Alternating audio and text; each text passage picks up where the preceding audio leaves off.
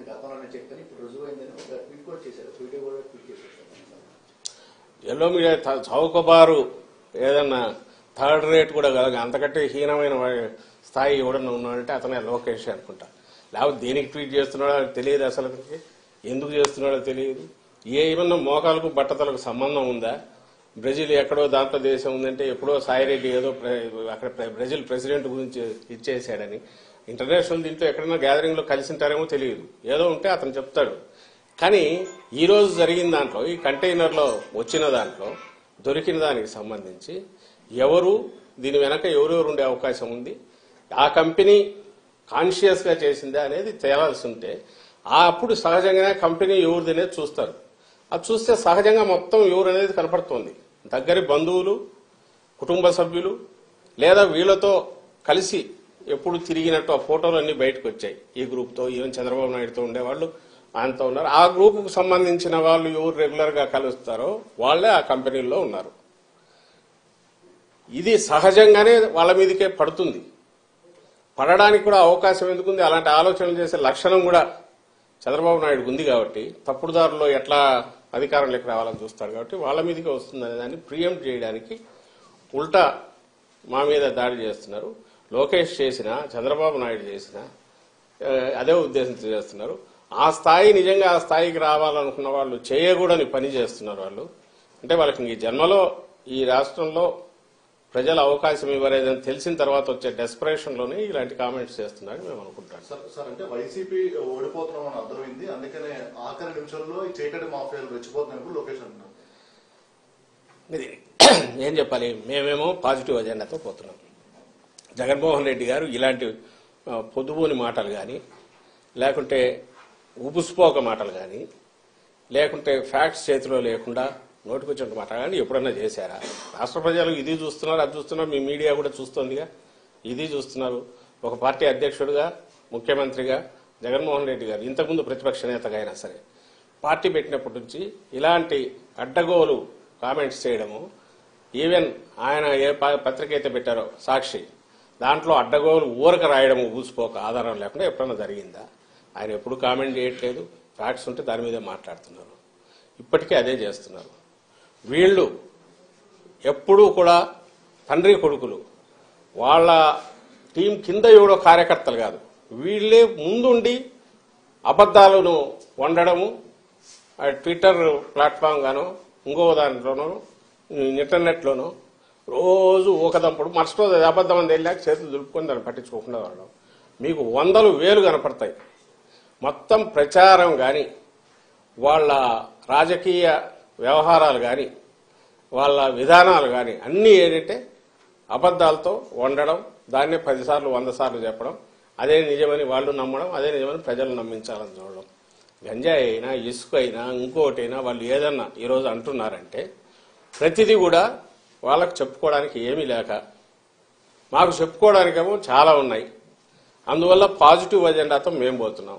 మీరు ఈ మధ్య సిద్ధం సభలు చూసినా, రేపు జగన్మోహన్ రెడ్డి గారికి జరిగే సభలు చూసినా, మా నాయకుల ప్రచారం చూసినా మేము చేసినవి చెప్తున్నాం. మీరే గమనించండి, ఆలోచించండి. రాజకీయ పార్టీ మేము చేయాలనుకున్నవి, చేసిన పనులు చెప్పాలనా? ఒక థర్డ్ రేటు పల్ప్ బుక్లో వచ్చినట్టు ఫిక్షను దాన్ని పట్టుకొని అవి వాటికి సంబంధించినవో, ఏదో వ్యక్తిత్వ హననం చేసి వాటికి సంబంధించినవో, క్యారెక్టర్ అసాసినేషన్కు పాల్పడి ఇవన్నీ తెచ్చి మీడియా ద్వారా ఉండి ఇదే ప్రజలకు అవసరమైన రాజకీయం అన్నట్టు చేయడం, అది రియల్ రాజకీయమా? అది కాదని రిజెక్ట్ చేశారు. ఇప్పుడే 19లో రిజెక్ట్ చేశారు. ఈసారి కూడా వాళ్ళకు ఏమీ లేదు చెప్పడానికి. ఈవెన్ వాళ్ళు అనుకుంటున్న హామీలు రిపీటెడ్గా చెప్పడానికి కూడా భయపడుతున్నారు. ఎందుకంటే నువ్వు నిన్న ఏం చేసావని అడుగుతారు. 14-19 మధ్య చేయలేదు కదా, అబద్దాలు ఆడినావు, ఇచ్చిన అబద్దపు హామీలు ఒక్కటి నిలబెట్టుకోలే కదా అనేది అడుగుతారు. అందుకోసం వాడి జోలు కూడా పోవట్లా. రేపు ఏదో చేస్తామని చెప్పాలంటే భయం, నిన్న ఏం చేసావని జనం అడుగుతారని.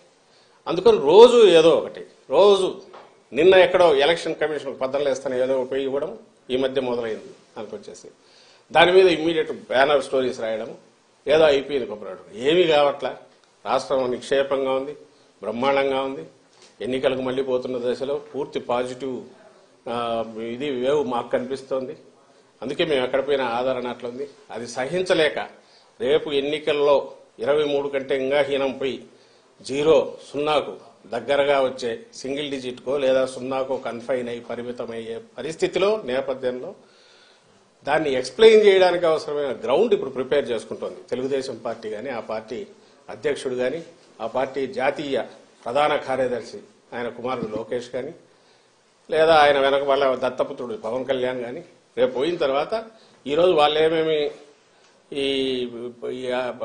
వీటేమంటారు అడ్డగోలు వ్యాఖ్యలు చేశారు, ఇవన్నీ మేము ఆ రోజు చెప్పాం. వీటన్నిటి వల్ల ఈ వైఎస్ఆర్ కాంగ్రెస్ పార్టీ ఈ విజయం వచ్చింది, ఇది ప్రజలు ఇచ్చింది కాదు అని చెప్పడానికి గ్రౌండ్ ఈ రోజు నుంచి ప్రిపేర్ చేసుకుంటున్నారు. రెండవది వాళ్ళకి చెప్పడానికి ఏం లేదు కాబట్టి నోటికి వచ్చినట్టు కారు కూతలు కూస్తున్నారు.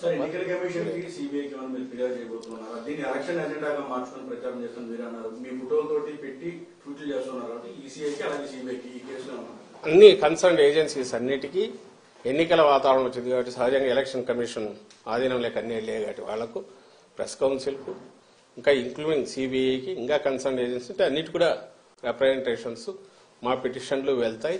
ముందు ఈ తలనొప్పి ఏదో అది తేలాలి, అది ఖచ్చితంగా నీడియల్ ఆఫ్ సస్పిషన్ కాదు, బలమైన ఇదే ఆధారాలతో చంద్రబాబు నాయుడు కుటుంబము లేదా ఆయన వదినకు సంబంధించిన కుటుంబము వాళ్లకు లేదా టీడీపీ యాక్షన్ ప్లాన్ ఈ ఎన్నికల్లో ఎట్లా అట్లా అడ్డదారులు ఇది చేయాలంటున్న దాంట్లో దీని రోల్ కూడా ఉండే అవకాశం ఉంది కాబట్టి ఈ కంటైనర్లో ఉన్న డ్రగ్స్ కూడా దాని పర్పస్ కోసం వచ్చిందని మేము గట్టిగా అనుమానిస్తున్నాం కాబట్టి ఆ దిశగా ఇన్వెస్టిగేషన్ జరగాలి. ఎలక్షన్ కమిషన్ కూడా కాగ్నిజెన్స్ లేక తీసుకోవాలని కోరుతాం.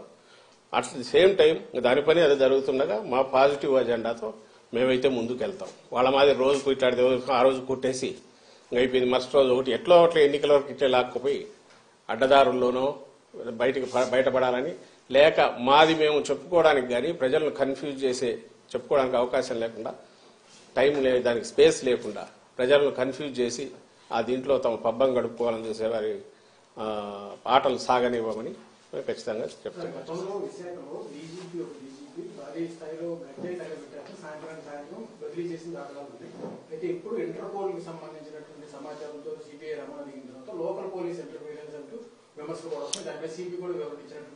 దాని మీద ఇప్పుడు సిపి ఎక్స్ప్లెయిన్ చేసినట్టున్నాడు కదా, వాళ్ళు రమ్మన్న డాగ్స్ వాడు అన్నారు, పోయిన తర్వాత అవసరం లేదన్నారు. అది అవసరం లేదన్నారు కాబట్టి మేము వెనక్కి వచ్చామన్నారు. కానీ ఖచ్చితంగా ఒక సెంట్రల్ ఏజెన్సీ వచ్చిన తర్వాత లోకల్ పోలీస్కి ఇన్ఫర్మేషన్ ఏదో ఒకటి ఇచ్చింటే వాళ్ళ ఈ రెండు ఏజెన్సీల మధ్య జరిగే ఇంటరాక్షన్ అవుతుంది. కానీ మీరు గమనిస్తే ఈరోజు ఈనాడు పేపర్లో రాశారు, అసలు తలాతోక ఉంది దానికి. ఆయన రామోజీరావుకు ఎప్పుడైతే మార్గదర్శి మొత్తం ప్రజల సొమ్ముతో అక్రమంగా పెట్టి నడుపుకొని ఆ రాజ్యం అవినీతి రాజ్యము లేదా ప్రజల సొమ్ముతో ఆయన దందా చేస్తున్నది మార్గదర్శి అని బయటపెట్టి కేసు ఇదైనా వచ్చి ఇంకా మనిషి గంగవెర్రులు ఎత్తిపోయి ఏం రాస్తున్నారో తెలియకుండా అసలు చంద్రబాబు స్కామ్లు కూడా బహుశా మేము జగన్మోహన్ రెడ్డి గారు వైఎస్ఆర్సీపీ అయినా అంటాడేమో, ఆయన స్కిల్ దాంట్లో ఇంకోటైనా లేదా అసలు చంద్రబాబు అనే క్యారెక్టర్ వెనక కూడా మేము ఉన్నా అంటాడేమో తెలియదు.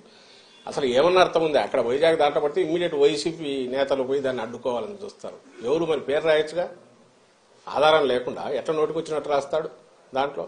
అలాగే పోలీసులు వెళ్లి అడ్డం పడినారని ఎక్కడో రాయొచ్చుగా, దానికి ఎక్స్ప్లెయిన్ చేశారు కదా. ఇప్పుడు ఇది ఒక agency police, AP police it has its own ఇది ఉంది. అలాగే సెంట్రల్ ఏజెన్సీకి ఉన్న వాళ్ళ హక్కులు వాళ్ళ అధికారాలు వాళ్ళ ఉన్నాయి.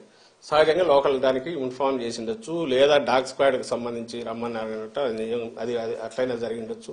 బట్ ఏదైనా సరే పోలీస్ డిపార్ట్మెంట్ వాళ్ళ వర్షన్ ఏదో వాళ్ళు ఇచ్చుకుంటారు. బట్ ఓ న్యూస్ పేపర్గా అయినా రాసేటప్పుడు ఈరోజు వాళ్ళు చంద్రబాబు నాయుడు సాక్షాత్ చంద్రబాబు నాయుడు అన్నట్టు 19 వరకు ఒక 5 ఏళ్ళు ముఖ్యమంత్రి, అంతకుముందు ముఖ్యమంత్రిగా ఉన్న వ్యక్తి అంత క్యాజువల్ కామెంట్ చేస్తాడా? దాంట్లో ట్వీట్లో విడిపోయి అడ్డం పడినారు, అలాగే ఎవరో పోయి ప్రెజర్ తీసుకొచ్చారని చేయగలరా? ఎవరైనా చేస్తారా? సిస్టమ్ మీద గౌరవం లేని వ్యక్తి అతను. తన అపోజిషన్లో ఉంటే ఎంటైర్ లోకం అంతా చండాలంగా ఉంది, తన రూలింగ్లో ఉంటే తను మాత్రం అప్పుడు బాగుంటాడు, తను ఎత్తిపోయే టైం కింద వాళ్ళ మీద నిందలేస్తాడు. ఇతని మాదిరి పంచాయతీలు చేసే లక్షణం జగన్మోహన్ రెడ్డి గారికి లేదు. మీరు గమనించారు, ఇక్కడ స్టేట్లో ఆఫీసర్ల మీద దౌర్జన్యాలు జరిగినా గొడవలు జరిగినా తను పిలిచి పంచాయతీలు చేసిన ఏమంటారు ఒక చాలా లోకల్ స్థాయి వీధి స్థాయి కౌన్సిలర్ స్థాయి మనస్తత్వం కలిగిన వ్యక్తి చంద్రబాబు నాయుడు. అదే ఇది అందరికీ ఉందన్నట్టు చూపాలని చూస్తాడు. జగన్మోహన్ రెడ్డి గారు ఎప్పుడు అట్లా చేయలే. ఈవెన్ గవర్నమెంట్లో ఉన్నప్పుడు కూడా స్టేట్ ఏజెన్సీలు కానీ సెంట్రల్ వాటికి సంబంధించి అయితే తను డైరెక్ట్ కానీ ఎవరి పని వాళ్ళది ఉంటుంది, వాళ్ళు చేసుకోవాలని గౌరవించే వ్యక్తి. ఇక్కడ కూడా అలాగే జరిగింది. ఒకవేళ నిజంగా ఎవరన్నా చేశారని వీళ్ళు అంటే దానికి ఆధారాలన్నా చూపాలి. ఇదిగో ఈ కారణం వల్ల ఎట్లా అన్నాం, ఈ కారణాల వల్ల ఎట్లా అన్నాం అంటే ఆ డిపార్ట్మెంట్ ఎక్స్ప్లెనేషన్ ఇస్తుంది. ఆ డిపార్ట్మెంట్ దానికి సంబంధించి వాళ్ళ వర్షం చెప్పుకుంటుంది. అంతేగాని నోరు ఉంది కదా, లేదా పేపర్ ఉంది కదా, లేదా నన్ను జగన్మోహన్ రెడ్డి గారు చేసినట్టు ప్రభుత్వం కదా సిఐడి కేసు పెడితే రామోజీరావు ఫీల్ అయిన ఆయన కొత్త రాసి నాకు సర్క్యులేషన్ ఉంది కాబట్టి జనంలోకి అది వేసేస్తే అబద్ధం కథ అంతా అది చదివి జనం అందరు నవ్వుతారంటే ఆ కాలాలు మారిపోయినాయి. ఇప్పుడు కాదు, ఎవరికి వాళ్ళకి తలకాయ ఉంది, జనం కూడా ఆలోచిస్తారు అనే ఇంగితం ఆ రామోజీరావు కానీ లేదా రాధాకృష్ణ కానీ లేకపోతే చంద్రబాబు నాయుడు కానీ వాళ్ళందరికీ ఉండాలని కోరుకుంటున్నాను.